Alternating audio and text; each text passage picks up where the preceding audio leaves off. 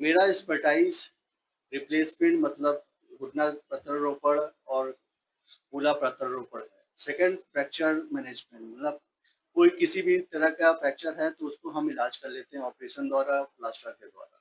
तीसरा है ऑर्थोस्कोपिक सर्जरी मतलब किसी प्रकार का ligament injury, meniscus injury, rotator cuff injury या शोल्डर में कई सारे लिगामेंट इंजरी उसको भी हम दूरबीन से ट्रीट कर लेते हैं और कभी-कभी बिना सर्जरी के भी ठीक हो जाता है। चौथा एक्सपर्टाइज़ मेरा स्पाइन है, स्पाइन में काफ़ी कुछ दवाओं के द्वारा और कुछ सर्जरी के द्वारा हम ठीक कर लेते हैं। पाँचवाँ एक्सपर्टाइज़ मेरा आर्थराइटिस है। आर्थराइटिस में मेनली दवाओं से कंट्रोल हो जाता है। अगर उससे कंट्रोल नहीं होता तो फिर हम लोग रिप्लेसमेंट पे उसको कंट्रोल कर ले जाते हैं या कभी-कभी इंजेक्शंस के द्वारा भी उसको हम कंट्रोल कर ले जाते हैं। इंडिया में आर्थराइटिस बहुत कॉमन है। तो मोस्टली फीमेल्स में पाया जा रहा है और 40 एज के बाद।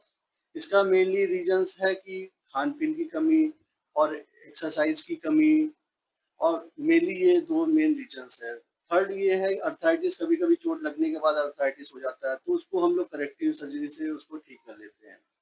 कभी-कभी ओल्ड एज रिगार्डिंग भी अर्थराइटिस हो जाती है, तो उसमें कुछ परहेज़, कुछ एक्सरसाइज़, कुछ दवाओं से कुछ के द्वारा हम लोग उसको नियंत्रण कर लेते हैं।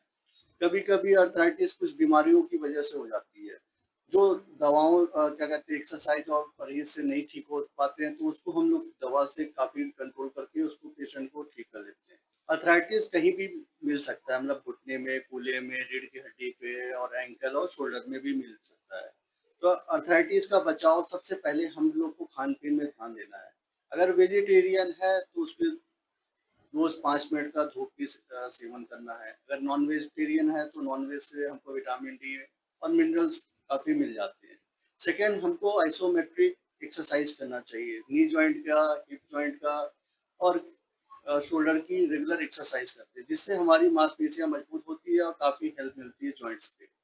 थर्ड है कि अगर ज़्यादा एज है, किसी पेशेंट की एज अगर 50 साल के ऊपर है, कोशिश करना चाहिए तो वो ज़मीन में अवॉइड करना चाहिए। अगर ज़मीन में अगर वो ज़्यादा बैठेगा उसको नी में काफ़ी घर्षण होगा और पेन होगा और स्वेलिंग होगी और काफ़ी दवा खाना पड़ेगा।